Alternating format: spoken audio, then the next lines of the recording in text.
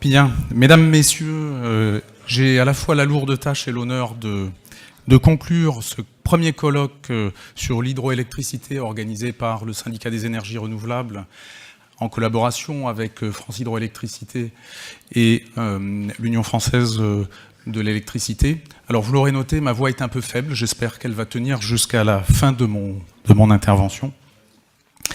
Je souhaitais tout d'abord remercier chaleureusement les parlementaires qui nous ont fait l'honneur de participer à nos tables rondes et d'être présents parmi nous, parce que leur présence est déterminante pour nous. Il est très important que nous puissions échanger avec eux, leur faire part de nos problèmes pour finalement orienter leurs réflexions sur le domaine de notre filière.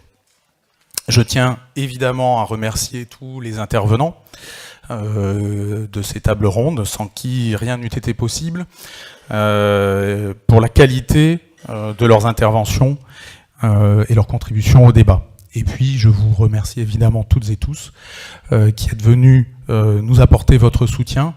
Et votre nombre, finalement, révèle en combien, finalement, l'hydroélectricité reste un sujet de préoccupation, même si, comme on l'a dit à plusieurs reprises au cours de nos échanges, on a un peu tendance à oublier cette vieille dame qui s'est fondue quelque part dans le paysage.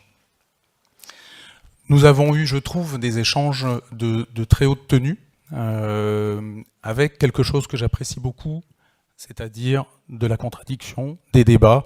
Nous avons vu que tous les points de vue n'étaient pas partagés, et c'est bien, c'est ce dont nous avons besoin. Il faut pouvoir se dire les choses pour que nous avancions. Cette journée l'a montré s'il était nécessaire. L'hydroélectricité, c'est une énergie qui est à la fois complexe, protéiforme, à l'image de la nature, dont il a été beaucoup question, et à l'image de l'homme, dont il a aussi été beaucoup question. C'est finalement ce qui la rend si attachante pour la communauté des hydroélectriciens.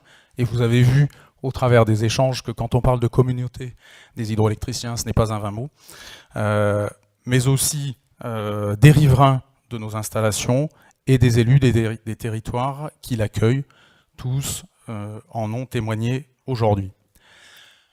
J'aurais envie de retenir une image qui m'est venue au cours des échanges.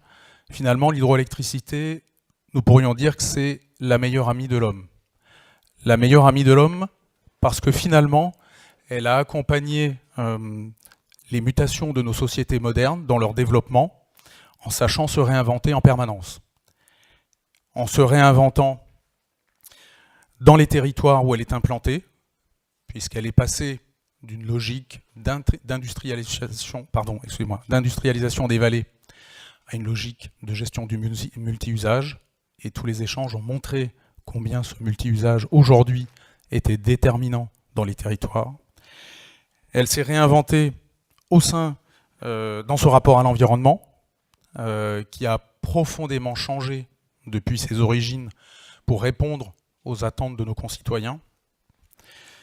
Et puis, en réinventant sa place dans le mix électrique, où elle est passée successivement du stade de principale énergie à celui de pilier du mix du XXe siècle.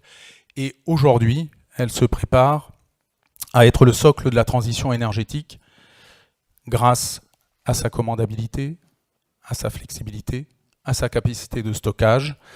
Et elle sera là pour accompagner l'intégration des autres énergies renouvelables dans cette transition énergétique.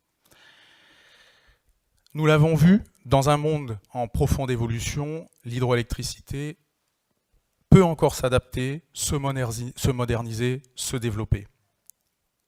Elle est prête. Nous avons vu des pistes. Il y a la notion de smart hydro que j'aime bien, parce qu'en fait, c'est à la fois son adaptation au mix et son adaptation à son environnement. Et chacun des intervenants a sa façon, finalement, à illustrer cela. Alors vous me direz, finalement, tout est au mieux dans le meilleur des mondes. Alors évidemment, vous vous doutez bien que si nous avons organisé ce colloque, c'est que ce n'est évidemment pas tout à fait le cas, et il y a au moins deux sujets sur lesquels je souhaiterais revenir, deux points d'attention particuliers pour la filière. D'une part, et les débats l'ont bien montré, l'ont bien illustré, ils ont été sous-tendus par l'ensemble des tables rondes au bout du compte, même si on aurait pu s'attendre à ce qu'ils soient plus présents dans la deuxième. Mais nous avons un vrai enjeu qui est de permettre le développement et la préservation de ce potentiel dans un juste équilibre entre prise en compte de l'environnement et de la production énergétique.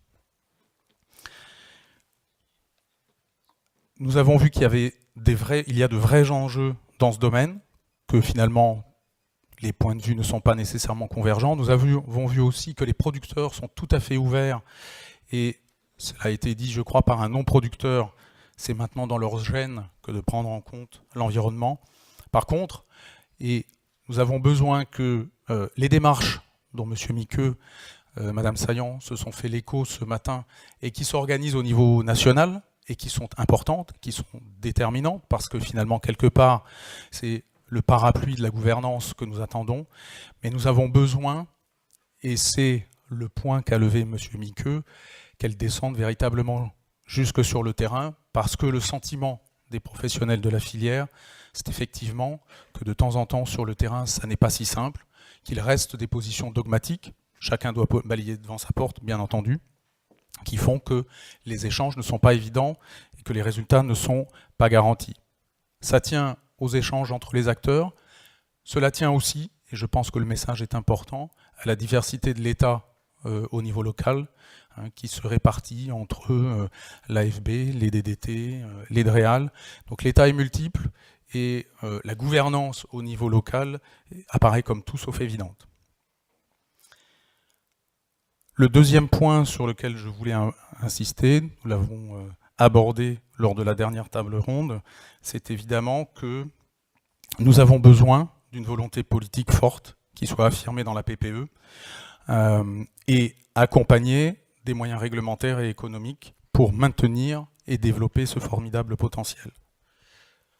Un petit point, peut-être en réponse à la remarque de Virginie Schwartz sur le nombre d'installations qui étaient aidées. Certes, il y en a beaucoup, mais il faut avoir en tête que cela ne représente que 10% de la production totale, donc qui est aidée par des mécanismes de soutien divers qui sont prévus aujourd'hui par la réglementation. Le point véritablement important, c'est que nous sommes dans une industrie qu'on pourrait qualifier de lourde, qui a besoin de visibilité pour pouvoir s'engager. C'est certes la même chose pour tous les acteurs, c'est peut-être un peu plus vrai pour nos filières. Et en particulier, si nous voulons aller vers de nouveaux services, nous avons beaucoup parlé de flexibilité et de l'importance que peut représenter la flexibilité apportée par l'hydroélectricité au système électrique demain. Si nous voulons pouvoir nous engager dans cette voie, nous avons véritablement besoin de signaux, de mécanismes qui nous permettent d'avancer dans cette direction.